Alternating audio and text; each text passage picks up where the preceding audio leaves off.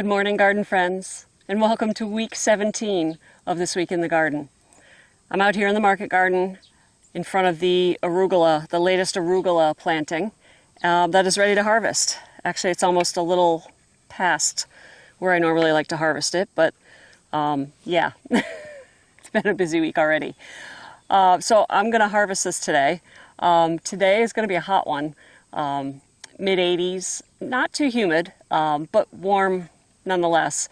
And it's already almost 10 o'clock, and I need to get this harvested quickly before the heat of the day starts to wilt it a little bit. But I've got a number of tasks I want to accomplish today. And actually, as I'm talking, I can see pollen blowing from the corn. Anyway, distracted by things. I've got a number of tasks I need to get done today just to clean up some crops. I'm going to be harvesting carrots and hopefully planting some spinach and maybe hopefully planting another batch of arugula, as well as some other cleanup tasks that I want to get done to set the garden up for the fall that's rapidly approaching.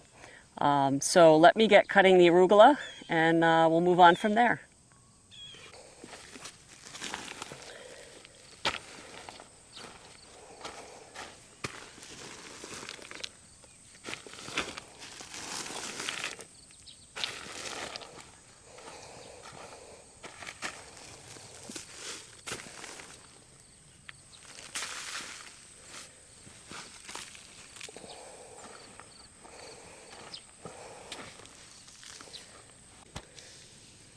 Before I start cutting this patch, I need to go through and just pull out weeds like this purslane, just so I don't end up cutting weeds into my arugula.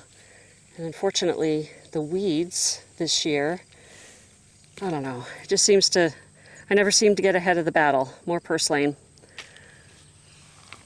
Yeah, but the actual crop itself is looking really, really nice. How lovely. All right, let's get cutting this. I'm going to cut this by hand again rather than using my greens harvester because it's a pretty small patch.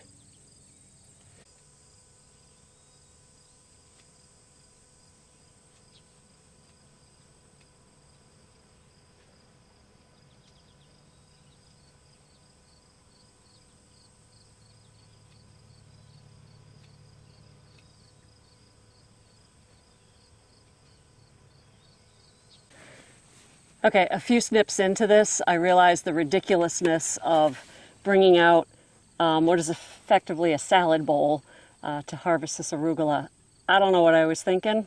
Maybe I was thinking I was just going to harvest a little bit for me, but really I need to harvest this entire thing, and this isn't going to cut it. So, brought out my trusty greens harvest totes that I used to use, and we'll be harvesting into that.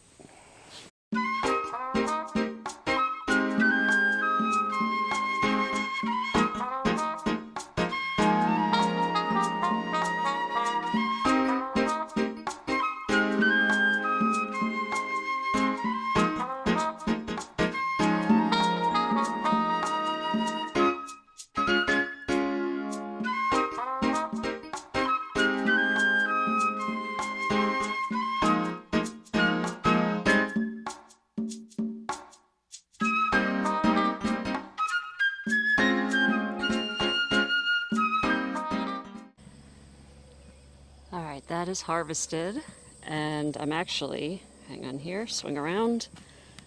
Here's the tote. Obviously much bigger than salad bowl harvest. Beautiful greens though. I mean, this stuff is just gorgeous. Very little flea beetle damage. Very excited about this.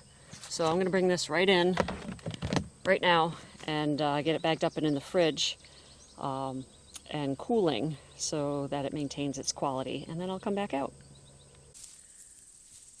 Well, I brought the arugula back inside and bagged it up and put it in the fridge so that it could cool and stay fresh, and I'll be distributing a lot of that to some friends because we won't eat all of that before it goes bad.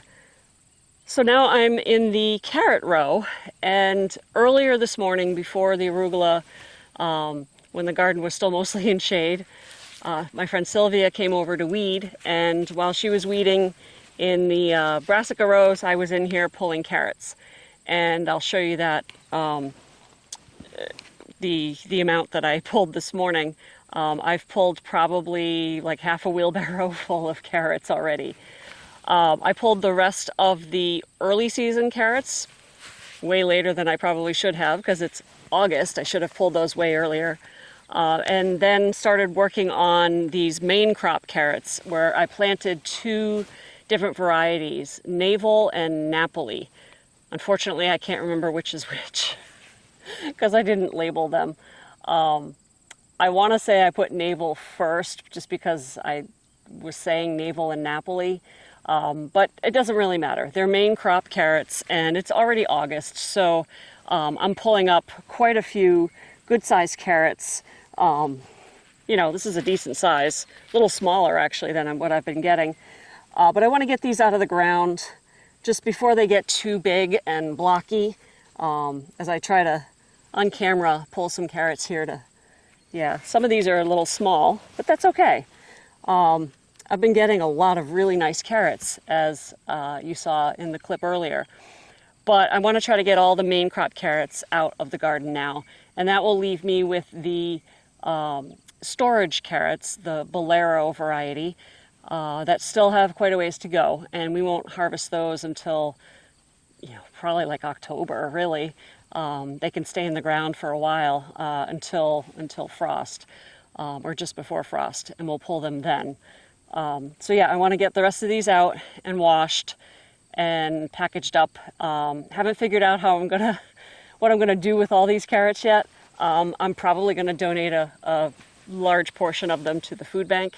I already have a bunch of frozen carrots, carrots that have been processed and frozen, and I intend to do more. And then I still have the storage carrots that I'll deal with in the fall. So I will have more than enough carrots to meet my needs, or our needs, for the winter. But yeah, so much bounty. All right, let's get to work. Just to give you a little bit of perspective, here's the carrot row. The Yaya variety of early carrots were here, the first, I don't know, 10, 15 feet. And then we got into the Navel and Napoli, which are these and some of these, up to, let's see, about the second rock bag here. So right about here, I think is, yeah, here's where those end. And then from this point on are the storage carrots. So we have a ton of carrots that are to come. And yeah, and they're looking great. The foliage is looking really good. So that tells me these carrots are very happy in this row. It's not always the case that the foliage looks this good this late.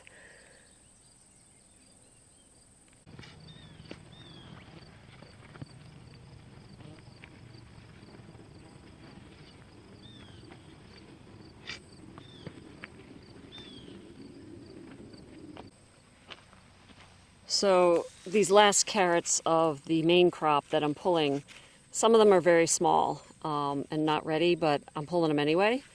The rest are on the smaller side, and I've already pulled a lot of the bigger carrots, and they're in the wheelbarrow, but these are sort of the last ones that weren't really showing their shoulders above the ground. And these are still perfectly good carrots. These are actually great for fresh eating, or, you know, lightly sautéing. They're still very tender and juicy. A few wonky ones like that. But all in all, these carrots are looking really good. So I'm going to press on and get rid of the rest of these main crop carrots.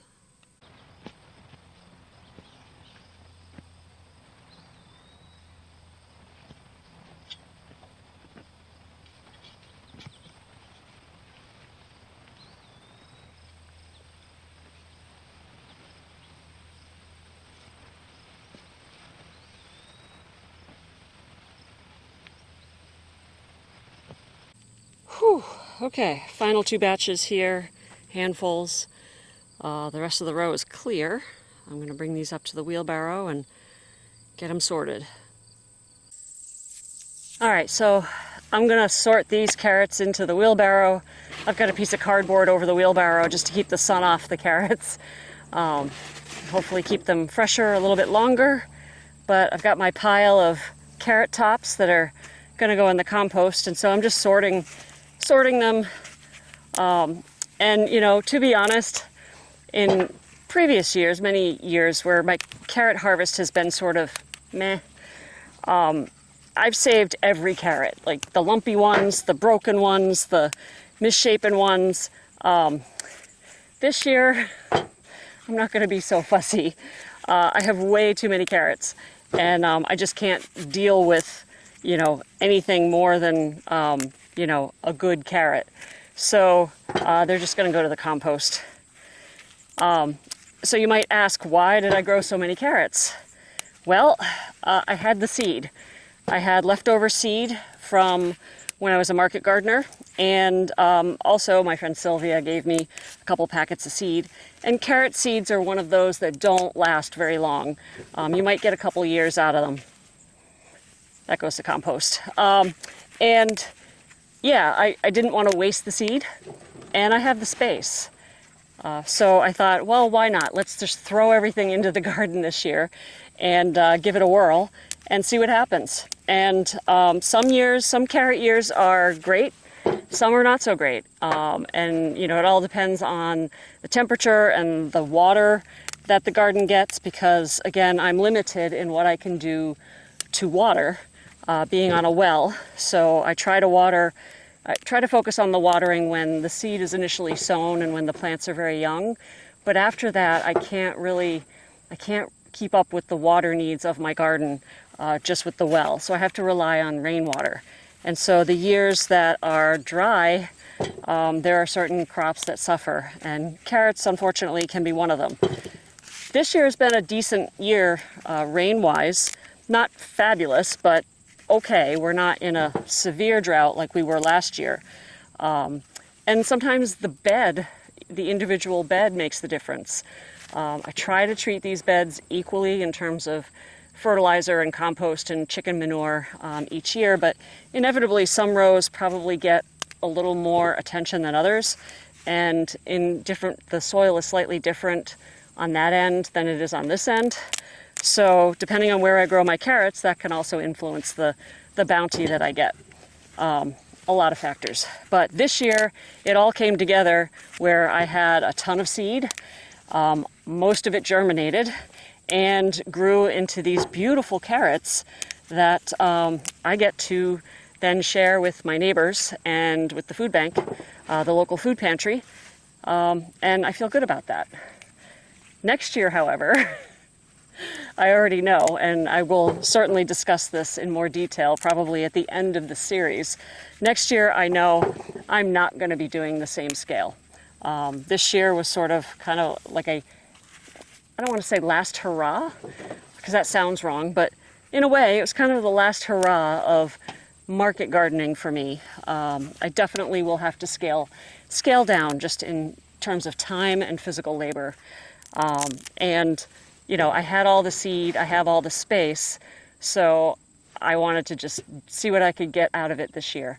And so far it's been pretty successful. I'm pretty happy with it. But I do know that it won't be the same next year. It'll be much more concentrated and focused on what we like to eat. So, all right, so I'm almost done with these carrots. The last few here go into the wheelbarrow.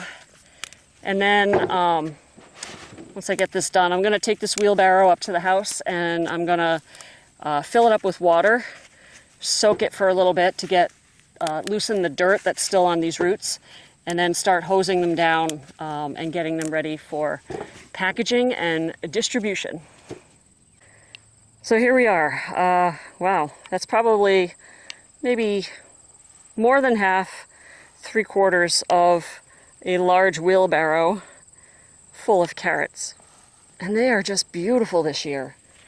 I mean, they're gorgeous. Gorgeous carrots this year. No complaints. Yeah. All right, so let's get these hosed off.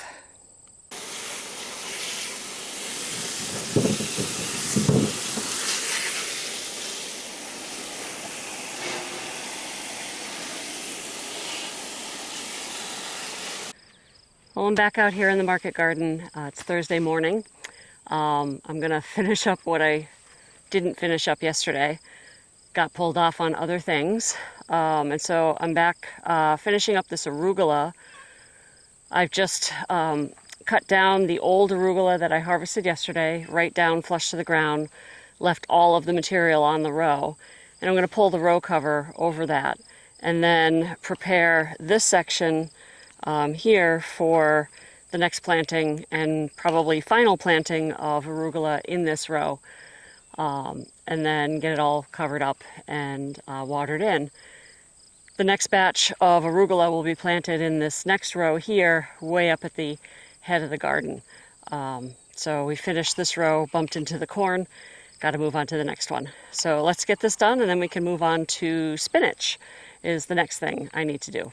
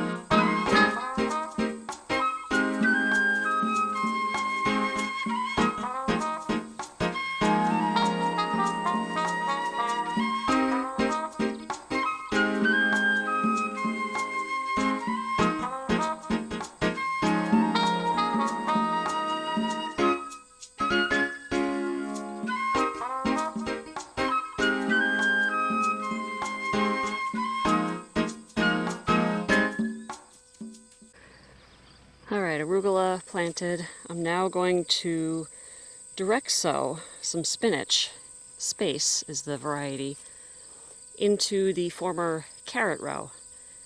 The soil looks nice and aerated and loose, so I'm just gonna clean it up. There's a few weeds here and there. Clean it up, put some fertilizer, an all-purpose fertilizer down, get that all worked in, and then I'm going to hand sow spinach. I've started spinach under the grow lights, but I kind of want to doubly ensure that I have something going into fall here. And hopefully at least some of this will overwinter, we'll see, into spring so that we can have spring spinach.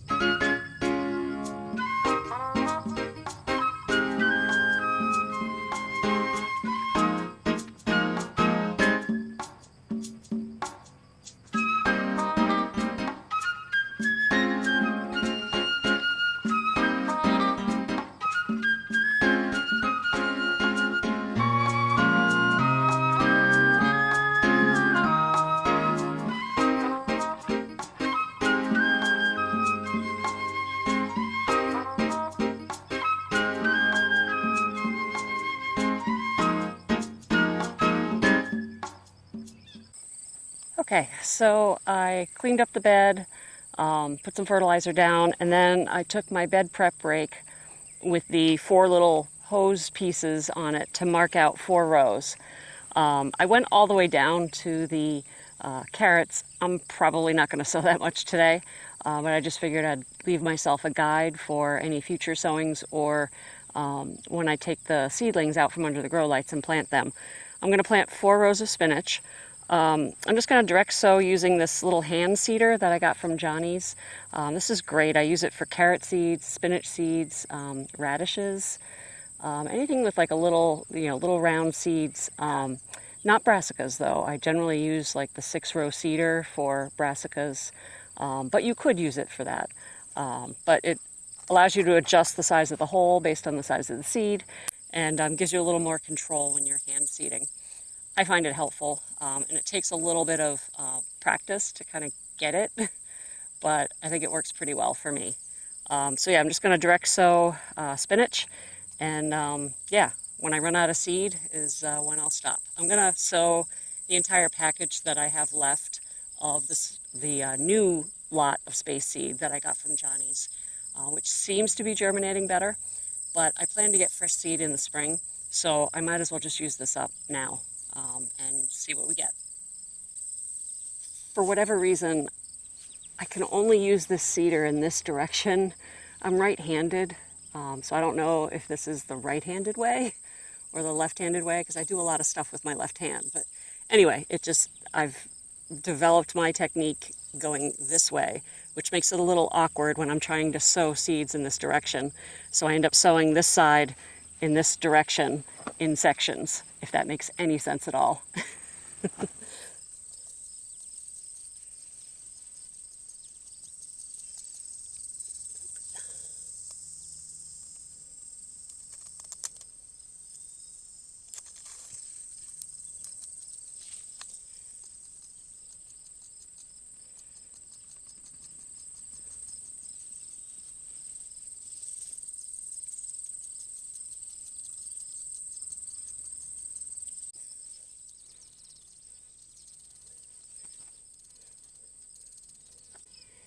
Now, I'm not going to be super fussy about the spacing of the seeds here, roughly an inch apart or so.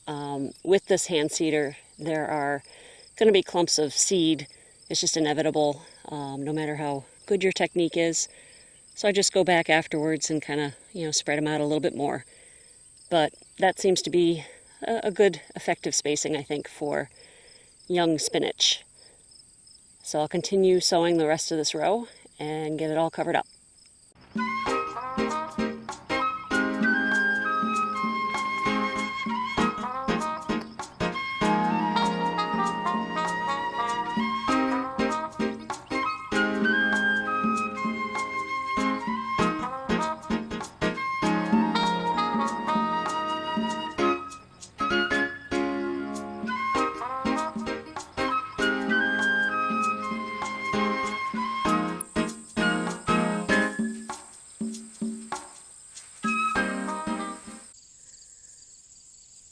Well, it's Saturday morning and mercifully cloudy. I can't tell you how much I'm looking forward to just a cloudy, rainy day at this point. It's been so dry and bright, sunny. So I'm out here sort of assessing what needs to be done today. May not be much. I have other things I want to do in other gardens, but we did get a bunch done. So yesterday Sylvia came over and we realized that the main part of the garden, weed-wise, was doing okay. And the soil was a bit damp from the rain we had the previous evening. So we decided to attack this row and pulled out all of the charred leaves that were damaged and otherwise not looking great. So clean that up nicely. Still plenty of chard, and this will continue to grow right up till frost.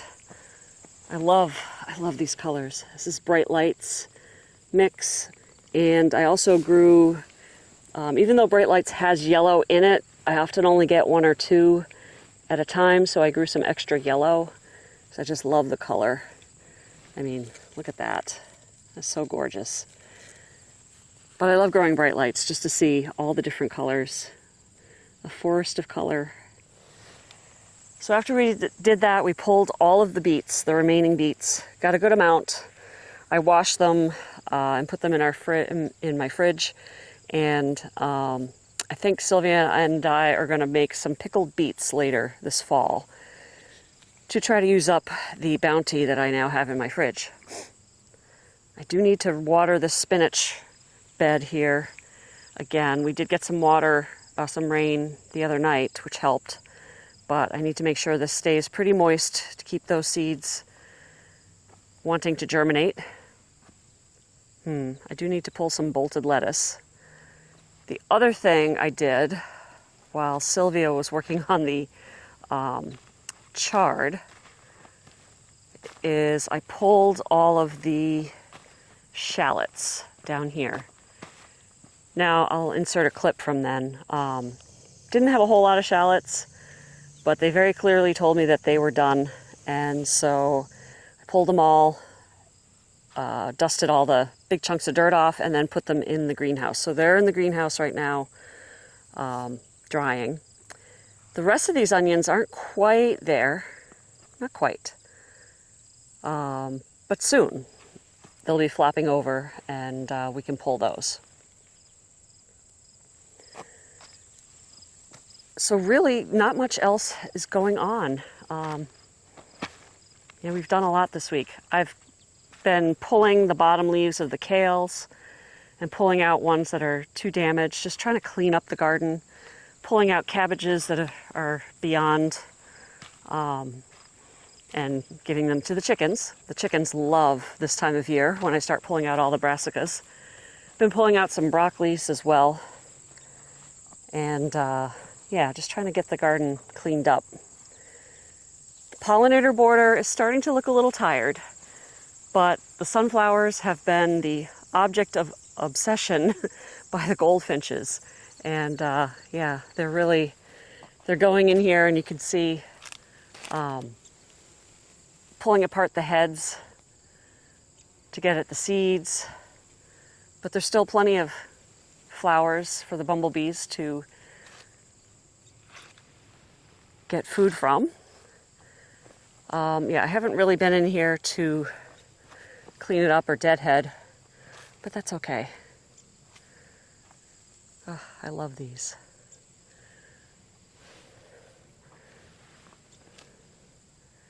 I'm considering next year just growing an entire row of sunflowers and nothing else. It might be a lot less labor intensive for sure. Look at those bumbles. But yeah, there are so many colors and varieties of sunflowers. And the pollinators love them and the birds love them, so what's not to love? Oh, look at these big heads here. I bet these are probably pulled apart. Oh, not quite. They're starting to be. You can see along the edges some seeds that have been pulled out. The finches come over and test them. Let's see what we got here. Oh yeah, look at that. So the finches have already been ripping apart this head.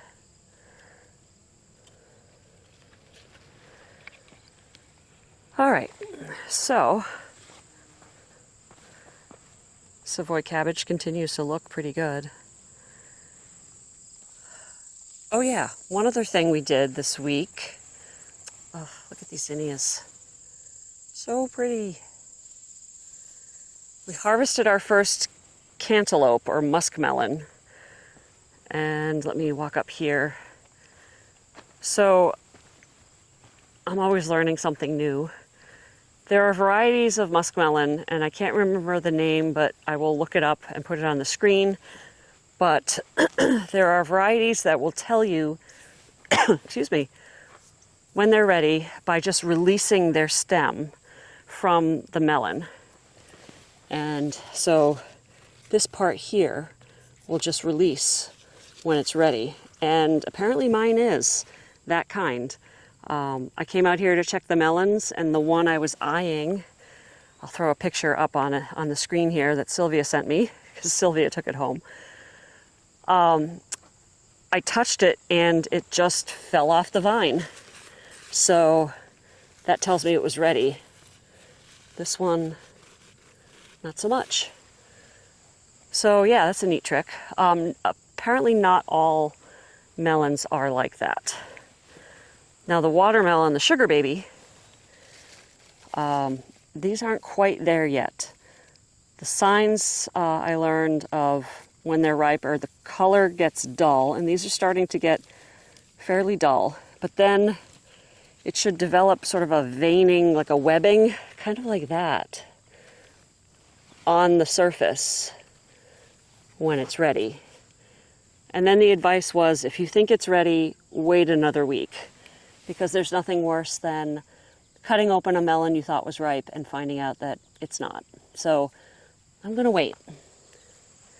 Even the big one down here, where is it? Down here, this huge one, it's starting to show those signs. And also, let me flip over here. It has a yellow underside, which is also another sign that it is ripe. But again, I don't want to pick this and then find out that it's not quite ripe. So I'll wait another week. It'll be okay. All right, what else? The butternut squashes are just starting to turn a little bit tan. Some of them. Not all of them, but lots of butternut. Oh, and let me go over on this side here so you can see. Some of my squashes are succumbing to squash vine borer, which isn't entirely unexpected. Ooh, look at those sweet potatoes. The sweet potato vines mixed in with the squash vines. These are looking good. Yeah. It'll be a long time before we even start looking at these sweet potatoes. Yeah, basically right before frost. Oh, boy, yeah. Well, you can see, probably squash vine borer took that out, but also these guys, squash bugs. I've got to address that later today. But anyway, I have a lot of acorn squash that I hope will be okay. We'll see. Yeah, there's actually quite a few acorn squashes in here that are dark green, but I don't think they're ripe yet. Let's look at the honey nut. The honey nut vines are still looking pretty good, but they are not, they turn, it's just starting to turn a little bit tan. So I think we still have a ways to go. And look at these tomatoes. Sylvia harvested some on Wednesday, I think it was. And yeah, holy tomato. Yep. Oh my gosh. So lots still to come, even though it seems like the season is winding down. Oh, another little honey nut. I'm so excited about the honey nuts, actually. We are starting to see some powdery mildew on the squash leaves. Again, something that is common here. Mainly on the summer squashes. Oh boy. You can tell I wasn't as vigilant about my squash bug killing as I should be. Probably need to go address that. Yeah, so the summer squashes are starting to fade. And then this one here succumbed to squash vine borer. And you can see this stuff here coming from the stem. And that's the telltale sign for squash vine borer. Well, I think that's it for week 17 here in the garden. Another busy week, but we're starting to shift toward fall.